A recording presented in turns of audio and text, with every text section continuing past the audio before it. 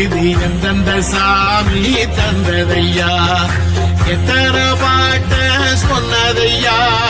சுத்துற பூமி கண்டதையா அடிச்சு வீசம் காத்துலையும் அந்த தகப்பனாச சுத்துதையா பிடிச்சு பூக்கும் விதையில ஒரு வம்சத்து கதையே உள்ளதையா